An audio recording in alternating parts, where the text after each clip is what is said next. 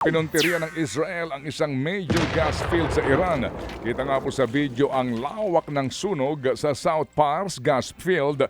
Kasunod nga po ng panibagong airstrike. Gumantiho naman ang Iran at binomba rin po naman ang Ras Laffan facility sa Qatar na isa ring pangunahing pong gas plant sa buong mundo. Kaya po si US President Donald Trump nagbabalang tuluyan daw pong bobombahin ang buong South Pars gas field kung muling aatake ang Iran sa Qatar. Gagawin daw po ito ng Amerika at may tulong ho naman daw mula sa Israel.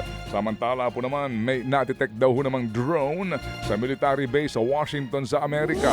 Hindi pa malinaw kung saan ito galing.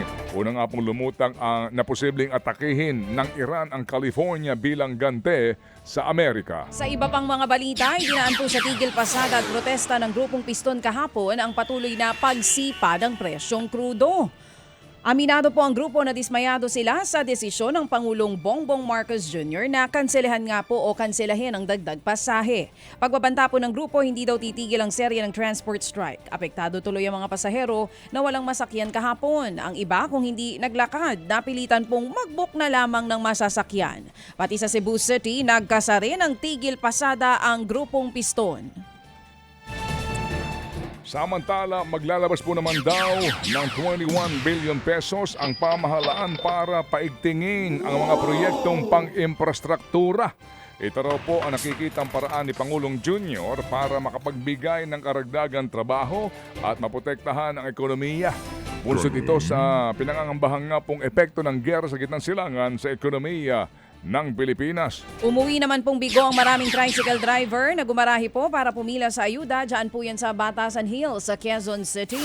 Kabilang sa mga dumagsa sa payout center kahapon, ang mga nauna nang nagreklamong wala nga sa listahan. Ang problema, wala pa rin na pala ang marami sa kanila sa ikalawang pagkakataon. Paliwanag po ng Quezon City LGU, lampas 7,000 ang naisumiti nilang pangalan ng tricycle driver sa DSWD na pinahabol matapos hindi makita sa master list. Pero halos 3,000 dito ang nadiskubre namang duplication o doble sa iba pang listahan. Pinanghahawakan naman ng mga tsuper ang pangako ng DSWD noong Martes na may poproseso ang mga pangako o ang mga hindi naibigay na ayuda sa tricycle driver. Ine-extend po ng ahensya ang pamamahagi ng ayuda hanggang ngayong araw kahit pa holiday. Pumalag po naman ang mga complainants na naghain ng reklamo laban sa pahayag po ng kampo ni Vice President Sara Duterte.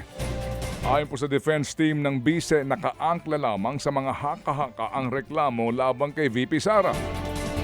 Pero giit po ng kampo ng mga complainants, sapat daw po ang inilakip nilang mga datos para patunayan ang kanilang mga aligasyon. Tila may malubharaw po na pagkakamali ang mga abogado ni VP Sara sa kung paano po nila nauunawaan ang konsepto ng ultimate facts. Kung babasahin daw kasi ang reklamo, malinaw ho naman daw na nakalatag ang ultimate facts na hinahanap ng kampo ng bise. Banat tuloy ng mga complainants, baka daw maling reklamo ang nabasa ng bise. Magsisimula nga po ang hearing sa impeachment ni VP Sara sa Marso 25.